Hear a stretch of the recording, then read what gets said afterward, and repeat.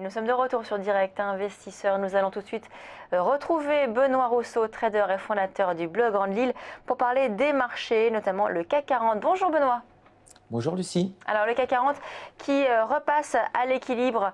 Ce matin, on est à 4338 points, plus 0,04% sur le CAC 40. Quelle est votre stratégie, vous, sur le CAC ce matin ?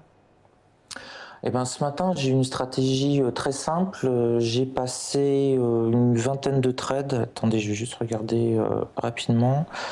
J'ai fait que des trades à l'achat. Oui, ça, j'ai passé 28 trades pour un gain actuellement de 27,7 points. Donc, vous voyez, c'est vraiment le scalper. Je gagne 1 point en moyenne par trade, et j'ai pris que des trades uniquement à l'achat sur des supports bien déterminés, notamment sur le DAX, qui était vraiment très agréable à scalper. Là voilà, vous avez le DAX. On avait toute une zone sur le DAX sur les 9730, 32, vous voyez là à peu près. On rebondissait systématiquement, donc là j'ai fait pas mal de scalps où j'ai pris un demi-point, 1 point sur cette zone-là. J'ai pu éviter le crash de cette zone-là, et le dernier trade que j'ai fait qui a rapporté 7,7 points, ça a été le breakout des 9750 que j'attendais. Vous le voyez, on a échoué ici à 9h37, 38 sur 9750, on a rééchoué, deuxième tentative, troisième tentative, donc j'étais là en embuscade. Dès qu'on passait au-dessus de 9752, 53, je passais à l'achat pour profiter donc du breakout. Généralement, dans ces cas-là, on a une accumulation de pression qui s'accumule sous ce support, et quand on réussit à le franchir, les vendeurs se mettent entre guillemets à fuir, et on a tous les acheteurs un peu bourrins de mon style qui se mettent à acheter, et on passe comme ça la résistance par le haut, on fait un breakout haussier, et on a comme ça une accélération. Là on voit très bien sur les 9750, dès qu'on les a passés, on a une très belle accélération de près de 15-20 points.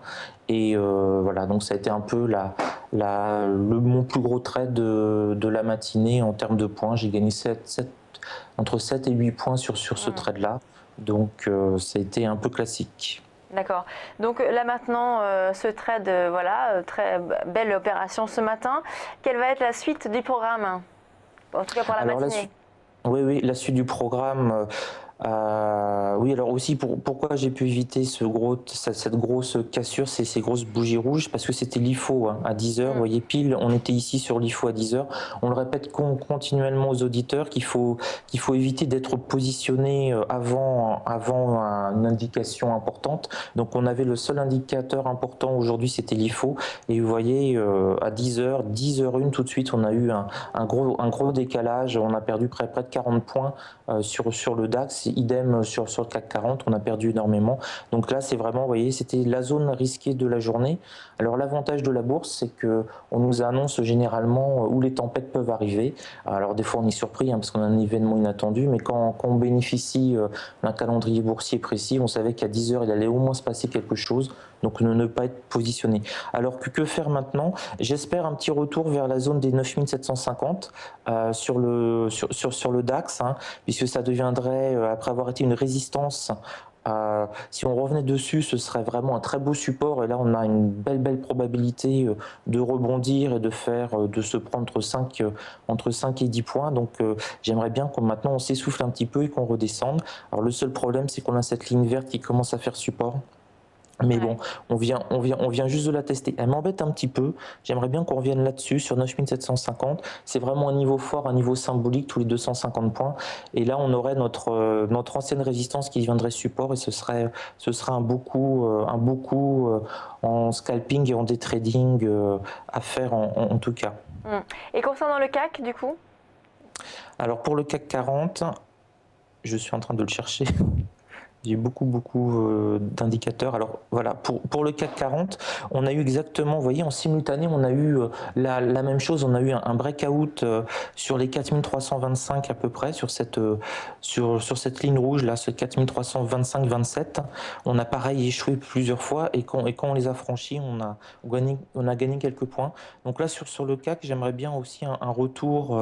Voilà, on commence à le faire, hein, que ça s'affaiblisse un peu et qu'on revienne sur cette zone 4320-4325 pour rentrer à nouveau à l'achat. Vous voyez là, le RSI était bien en surachat.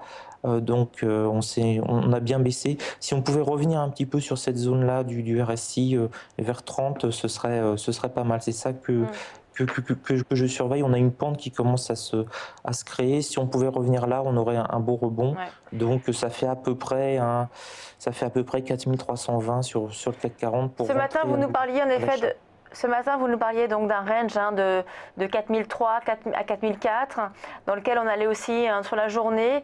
Donc là, on est à peu près au milieu, à 4330. Est-ce que du coup, vous pensez quand même que dans la matinée, on pourrait aller chercher les 4003 ? Ah oui. Alors, on pourrait aller effectivement rechercher les 4003. Alors, le plus bas de la journée, on a fait 4306. Donc, on pourrait tout à fait revenir sur 4305, 4306, hein, cette zone 4300, 4310, c'était la zone que je vous avais indiquée pour rentrer à l'achat. Donc, oui. sur le CAC, à 10h, c'était vraiment à 10h04, c'était vraiment la belle zone pour rentrer à l'achat. Si on revient dessus, ce serait une nouvelle opportunité sur le CAC, effectivement, d'essayer de rentrer entre la zone 4003 et 4310 pour un retour sur cette petite ligne rouge vers les 4325. Donc là, oui, ce serait vraiment une opportunité intéressante. Les 4400, je l'ai signalé parce que ça paraît pour moi, au moins aujourd'hui, la limite maximum quasiment infranchissable, parce que c'est le support 1 mensuel qui est à 4398. Donc là, il y aura énormément de monde. Donc pour revenir un petit peu, j'allais dire, dans les hauteurs, et quasiment les hauteurs de pré-market, hein. On était à 8h59, on était à 4366, à 1% de plus. Il va falloir l'appui des Américains. Et comme on n'a pas de nouvelle américaine aujourd'hui, on n'a rien au programme d'intéressant. Ça va vraiment être à partir de 15h30 que l'on peut peut-être repartir plein nord. Ça va vraiment dépendre des indices américains. Ils sont sur des supports très importants actuellement. Le Dow Jones est sur les 16 000 points. On a toujours notre S&P 500 qui hésite à préserver, sauvegarder, rebondir sur un peu plus haut que les 1900 points. Donc on est vraiment sur une zone stratégique sur les indices américains. Et à 15h30, entre 15h30 et 15h45, en un quart d'heure, ça risque de se décompter très rapidement. D'accord. Aziz, vous partagez donc également cette stratégie-là, en effet, de pouvoir revenir sur les 4003 pour repartir à l'achat. Bon, ça s'est passé déjà à 10h, mais est-ce que ça pourrait peut-être revenir ? On les a testés exactement à 10h. On a vu que ça avait provoqué un rebond d'une trentaine de points. Je recommandais, moi, ce matin, de se positionner à l'achat sur les 4300 points. Effectivement, on ne devrait pas aller plus bas si on veut rester dans cette considération de marché à biais haussier sur le très court terme, mais c'est vrai qu'on a positivement réagi sur ce niveau. On est en train de revenir, là en ce moment on accélère légèrement vers les 4320, donc restez à l'affût effectivement, parce que je suis assez d'accord avec Benoît, normalement on devrait osciller aujourd'hui entre les 4300 et 4370, et donc retour sur le bas du range devrait être mis à profit pour passer à l'achat. Merci beaucoup Benoît Rousseau. Donc on a bien compris donc les niveaux et puis surtout suivre évidemment la progression des marchés américains qui vont donner un petit peu le là pour les indices européens dans le courant de la journée. Merci beaucoup. On vous retrouve demain. Benoît Rousseau, donc trader et fondateur du blog En Ligne. On passe à la suite de Direct Investisseur.